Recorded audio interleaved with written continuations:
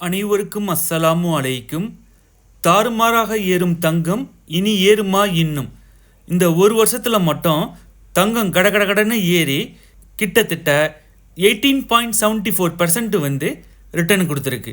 இப்போ தங்கத்தில் இன்வெஸ்ட்மெண்ட் பண்ணலாமா, பண்ணுனா தங்கம் இன்னும் ஏறுமா அப்படின்னு இருந்தீங்கன்னா இது உங்களுக்கான வீடியோ தான். இது தங்கத்தில் இன்வெஸ்ட்மெண்ட் பண்ணுறதாக இருந்தால் பிசிக்கல் கோல்டில் இன்வெஸ்ட்மெண்ட் பண்ணலாமா அல்லது கோல்டு இடிஎஃப்ல இன்வெஸ்ட்மெண்ட் பண்ணலாமா, ஷரியா கம்ப்ளைண்ட் ஸ்டேட்டஸ் உள்ள கோல்டு இடிஎஃப் இருக்கா அப்படின்னு எப்படி தெரிஞ்சுக்கிறது, நம்மளுடைய எமர்ஜென்சி ஃபண்டை வந்து எங்கே பார்க் பண்ணலாம், வாங்க ஃபுல் டீட்டெயில்ஸாக பார்க்கலாம். 2030க்குள்ள ஒரு பவுன் கோல்டு வந்து 1 லட்ச ரூபா வரையும் ஆகும் அப்படின்னு ப்ரெடிக்ட் பண்ணியிருக்கிறாங்க. அதனால் நாளுக்கு நாள் கோல்டு ரேட் வந்து அதிகமாகிட்டே வருது. கம்பேர்ட் டு லாஸ்ட் இயரோட இந்த வருஷம் வந்து கோல்டு ரேட் வந்து இன்க்ரீஸ் ஆகிட்டே இருக்குது. அதனால் நம்ம எந்தவித தயக்கமும் இல்லாமல் கோல்டில் இன்வெஸ்ட் பண்ணுறதாக இருந்தால் உடனே நம்மளுடைய இன்வெஸ்ட்மெண்ட்டை வந்து கோல்டில் இன்வெஸ்ட்மெண்ட் பண்ணலாம். கோல்டில் இன்வெஸ்ட்மெண்ட் பண்ணுறதாக இருந்தால் எல்லாமே பிசிக்கல் கோல்டில் இன்வெஸ்ட்மெண்ட் பண்ணாமல் பார்சியலாக பிசிக்கல் கோல்டுலேயும் கோல்டு இடிஎஃப்லேயுமே இன்வெஸ்ட்மெண்ட் பண்ணலாம். அதே போல் எல்லாமே கோல்டு இடிஎஃப்பில் இன்வெஸ்ட்மெண்ட் பண்ணாமல் கொஞ்சம் பிசிக்கல் கோல்டுலேயும் இன்வெஸ்ட்மெண்ட் பண்ணலாம். பிசிக்கல் கோல்டில் இன்வெஸ்ட்மெண்ட் பண்ணுறதுனால என்ன அட்வான்டேஜ் அப்படின்னா, நமக்கு வந்து ஃபண்டு தேவைப்படும் போது பைத்துல் மால் மூலமாக வட்டி இல்லாமல் நம்ம கோல்டை ப்ளெஜ் பண்ணி நம்ம ஃபண்டை ரைஸ் பண்ணிக்க முடியும். அதனால் நம்மள்ட்ட இருக்கிற இன்வெஸ்ட்மெண்ட்டில் வந்து பர்டிகுலர் அமௌண்ட் ஆஃப் இன்வெஸ்ட்மெண்ட் வந்து பிசிக்கல் கோல்டில் இருக்கிறது பெஸ்ட்டு. பிசிக்கல் கோல்டில் இன்வெஸ்ட்மெண்ட் பண்ணுறதா இருந்தால் கோல்டு காயின், கோல்டு பிஸ்கெட்டில் வந்து இன்வெஸ்ட்மெண்ட் பண்ணலாம். அதே போல் கோல்டு பார்லையும் இன்வெஸ்ட்மெண்ட் பண்ணலாம். இதற்கான மேக்கிங் சார்ஜஸ் வந்து லெஸ்ஸாக இருக்கும் கம்பேர்ட் டு நம்ம நகையாக வாங்கி வைக்கிறத விட. அடுத்ததாக கோல்டு இடிஎஃப்பில் இன்வெஸ்ட்மெண்ட் பண்ணுறதுனால என்னென்ன அட்வான்டேஜ் அப்படின்னா, நம்ம மேக்கிங் சார்ஜ் பே பண்ண தேவையில்லை, அதே போல் ஜிஎஸ்டியும் பே பண்ண தேவையில்லை. நம்மள்ட்ட இருக்கக்கூடிய சொற்பமான அமௌண்ட்டில் கூட இன்வெஸ்ட்மெண்ட் பண்ணலாம். அதாவது 1 மில்லிகிராம் கோல்டு கூட பர்ச்சேஸ் பண்ணலாம். 62 rupees ரேஞ்சிலேயே இது ஸ்டார்ட் ஆகுது. ஷரியா கம்ப்ளைண்ட் உள்ள கோல்டு இடிஎஃப் அப்படின்னு ஏதாவது இருக்கா அப்படின்னா ஷரியா கம்ப்ளைண்ட் உள்ள கோல்டு இடிஎஃப் எதுவும் கிடையாது. நம்ம இன்வெஸ்ட்மெண்ட் செய்யக்கூடிய கோல்டு இடிஎஃப் வந்து ஷரியா கம்ப்ளைண்ட் ஸ்டேட்டஸ் இருக்கா அப்படின்னு தெரிஞ்சுக்கிட்டு தான் நம்ம இன்வெஸ்ட்மெண்ட் பண்ணணும். வீவர்ஸ் அடிக்கடி கேட்கக்கூடிய கேள்வி என்னன்னா, எமர்ஜென்சி ஃபண்டை வந்து எங்கே பார்க் பண்ணலாம் அப்படின்னு. இந்த கோல்டு இடிஎஃப்பில் இன்வெஸ்ட்மெண்ட் பண்ணுறதுனால ஷேர் மார்க்கெட்டை போல் கோல்டு இடிஎஃப் வந்து வொலாட்டிலிட்டி அதிகம் இருக்காது. நாளுக்கு நாள் கோல்டு ப்ரைஸ் இன்க்ரீஸ் ஆகிட்டே இருக்கிறதுனால compared to last year every year வந்து கோல்டுடைய ப்ரைஸ் இன்க்ரீஸ் ஆகிட்டே இருக்கிறதுனால நம்மள்ட்ட இருக்கக்கூடிய எமர்ஜென்சி ஃபண்டை வந்து சரியாக கம்ப்ளைண்ட் ஸ்டேட்டஸ் உள்ள கோல்டு இடிஎஃப்பில் வந்து நம்ம இன்வெஸ்ட்மெண்ட் பண்ணி வைக்கலாம். நமக்கு எப்போ பணம் தேவைப்படுமோ உடனே அதுலேருந்து வித்ட்ராவல் பண்ணிக்கலாம். ஏற்கனவே நம்ம சேனலில் ஷரியா கம்ப்ளைண்ட் கோல்டு இடிஎஃப் இருக்கா அப்படின்னு ஒரு வீடியோ போட்டிருந்தோம். பார்க்காதவங்க டிஸ்கிரிப்ஷனில் லிங்கை கொடுக்குறேன், அதையும் பாருங்கள்.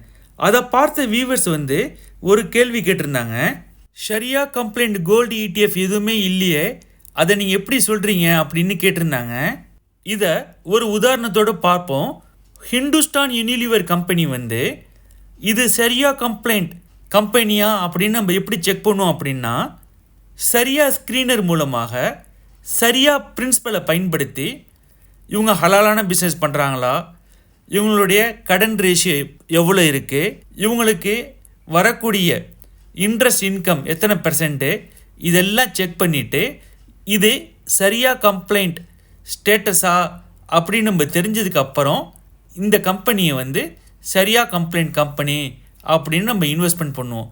அதே போல் தான் நம்ம நாட்டில் வந்து ஸ்டாக் மார்க்கெட்டில் 13 கோல்டு இடிஎஃப் வந்து ட்ரேட் ஆகிட்டுருக்கு.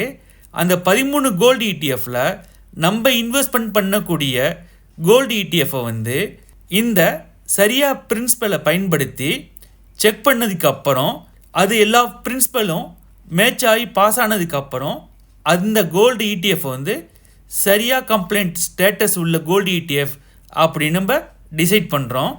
கோல்டு ETFல வந்து ஷரியா பிரின்சிபல் எப்படி செக் பண்ணுறது அப்படின்னா, அந்த கோல்டு ETF வந்து பிசிக்கல் கோல்டை வாங்கி ஸ்டோர் பண்ணுறாங்களா அப்படின்னு பார்க்கணும். அடுத்ததாக இன்ட்ரெஸ்டாக வரக்கூடிய இன்கம் வந்து ஓவரால் டோட்டல் இன்கமில் எத்தனை பெர்சன்டேஜ் வருது அப்படின்னு பார்க்கணும். அடுத்ததாக கோல்டு ETF வந்து ரிடம்ஷன் வந்துச்சுன்னாக்க அதை பே பண்ணுறதுக்காக மணியை வந்து மணி மார்க்கெட் இன்ஸ்ட்ருமெண்ட்டில் வந்து இன்வெஸ்ட்மெண்ட் பண்ணியிருப்பாங்க. அந்த மணி மார்க்கெட் இன்ஸ்ட்ருமெண்ட்டில் வந்து எத்தனை பெர்சன்டேஜ் இன்வெஸ்ட்மெண்ட் பண்ணியிருக்கிறாங்க, அதில் எத்தனை பெர்சன்டேஜ் இன்ட்ரெஸ்ட் வருது, இதெல்லாம் பார்த்துட்டு செக் பண்ணதுக்கு அப்புறம்தான் இது ஷரியா கம்ப்ளைண்ட் ஸ்டேட்டஸ் உள்ள ETF அப்படின்னு நம்ம டிசைட் பண்ணணும். அந்த கோல்டு ETFல வந்து நம்ம இன்வெஸ்ட்மெண்ட் பண்ணலாம்.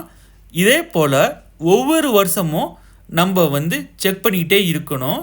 சம்டைம் இப்போ இருக்கக்கூடிய சரியா கம்ப்ளைண்ட் ஸ்டேட்டஸில் உள்ள ETF வந்து அடுத்த வருடம் வந்து அவங்களுக்கு வந்து இன்ட்ரெஸ்ட் இன்கம் அதிகமாக இருக்கலாம்.